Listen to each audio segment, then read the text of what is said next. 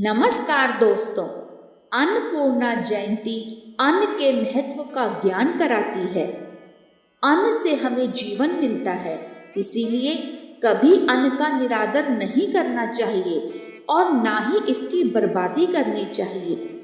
अन्न कितना महत्व रखता है यह तो सभी को पता है। इस कलयुग में अन्न में ही प्राण बसते हैं। इसी अन्न के एक एक दाने के लिए मनुष्य दिन भर भाग दौड़ में लगा रहता है। अन्नपूर्णा जयंती के दिन लोग अन्न का दान करते हैं। इस अवसर पर जगह जगह भंडारे का भी आयोजन किया जाता है। तो आइए जानते हैं कि हम किस प्रकार से पूजा विधि करें कि माँ की कृपा हम पर बरसे। इस दिन सुबह सूर्योदय के समय उठकर स्नान करके पूजा का स्थान और रसोई को अच्छी तरह से साफ कर लें और साथ ही गंगा जल का पूरे रसोई घर में छिड़काव कर लें। इसके बाद हल्दी, कुमकुम, अक्षत, सुगंधित पुष्प आदि से रसोई के चूल्हे या स्टोव, गैस जिस पर भी आप नित्य खाना बनाते हैं पूजा करें। फिर माँ अन्नपूर्णा की प्रतिमा या फोटो को, साथ ही शंकर भगवान की प्रतिमा या फोटो को किसी चौकी पर स्थापित करें और एक सूत का धागा लेकर उसमें 17 गांठें लगा लें।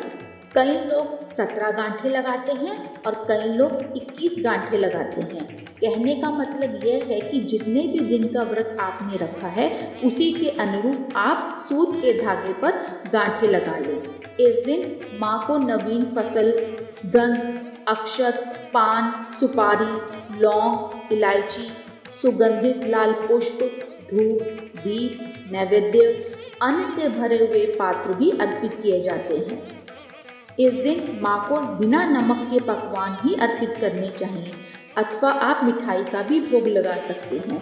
माँ के बाएं ओर अन्न से भरे हुए पात्र रखने चाहिए और दाएं ओर करछुल रखना चाहिए। इसके बाद माँ का भोग लगाएं और माता से अपनी भूल की क्षमा याचना करें और परिवार पर अपनी कृपा बनाए रखने की प्रार्थना करें। फिर सूत के धागे को घर के पुरुषों के दाएं हाथ में और महिलाओं के बाएं हाथ की कलाई पर बांधें। पूजन के बाद किसी जरूरतमंद को अन्न का दान करें।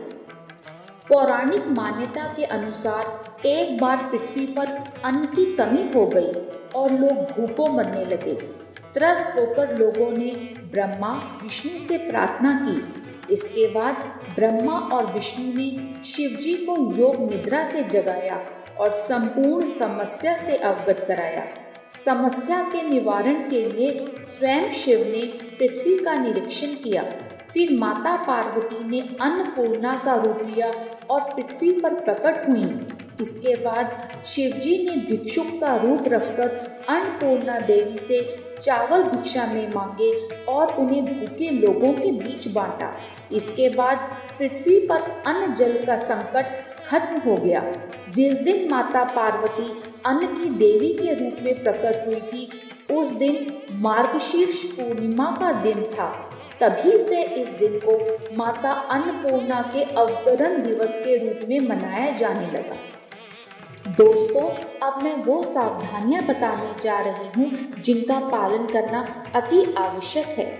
माँ अन्नपूर्णा जो कि माँ पार्वती का ही रूप है, कभी भी उन्हें दूर्वा, जिसे दूब घास भी कहते हैं, कभी नहीं चढ़ानी चाहिए। माँ अन्नपूर्णा की पूजा सूर्योदय से पहले की जाती है या फिर सूर्योदय के बाद यानी कि संध्या काल में ही की जाती है। माँ की पूजा करते वक्त यदि आप महिला हैं या फिर आप पुरुष हैं, लाल या पीले वस्त्र पहनकर ही करनी चाहिए, क्योंकि हिंदू धर्म में इन्हें शुभ रंगों की गिनती में गिना जाता है। और सबसे महत्वपूर्ण बात कि माँ अन्नपूर्णा की पूजा तभी फलित होगी जब आप स्त्रियों का सम्मान करेंगे। घर की गृहिणी को ही अन्नपूर्णा का रूप माना जाता है। एक तरफ तो आप माँ अन्नपूर्णा का पूजन कर रहे हैं और दूसरी ओर आप महिलाओं का अपमान करते हैं, तो आपको पूजा का कोई फल नहीं मिलेगा। इसीलिए अपनी माता का, अपने परिवार की स्त्रियों का, समाज की स्त्रियों का सम्मान कीजिए। साथ ही भ्रूण हत्या जैसे जघन्य अपराध भी न करें, क्योंकि यदि आप ऐसा करते हैं तो माँ अन्नपूर्णा की पूजा निष्फल हो जाएगी। आपके तमाम प्रयासों के बावजूद भी आपकी पूजा कभी स्वीकार्य नहीं होगी। अब बात आती है कि माँ अन्नपूर्णा की पूजा किस दिन करनी चाहिए। वैसे तो अन्नपूर्णा जयंती के दिन माँ की पूजा की ही जाती है, परंतु जो लोग नित्य माँ की आराधना करना चाहते हैं उनके लिए नवरात्र और शुक्रवार का दिन अति उत्तम है। इस दिन माँ के चित्र के सामने घी का दीपक जलाएं।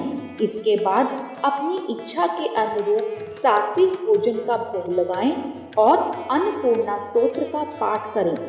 अन्नपूर्णा स्तोत्र माँ की एक अद्भुत स्तुति है। अगर जीवन में दरिद्रता है, अगर भरण पोषण की स्थिति खराब हो गई है, तो ऐसी दशा में भी अन्नपूर्णा स्तोत्र का पाठ करना फायदेमंद होता है। इसके बाद जो भोजन आपने माँ को अर्पित किया है उसे प्रसाद रूप में ग्रहण करें। ऐसा करने से अवश्य माँ अन्नपूर्णा की कृपा आपको प्राप्त होगी और आपके सभी काम माँ अपने आप करेंगी। माँ अन्नपूर्णा आपकी सभी मनोकामनाएं पूर्ण करें। इसी मंगल कामना के साथ मैं आपसे विदा लेती हूँ। अगर ये वीडियो आपको ज्ञानवर्धक लगा है तो कमेंट बॉक्स में अन्नपूर्णा माता की जय अवश्य लिखें और सुख पाएं।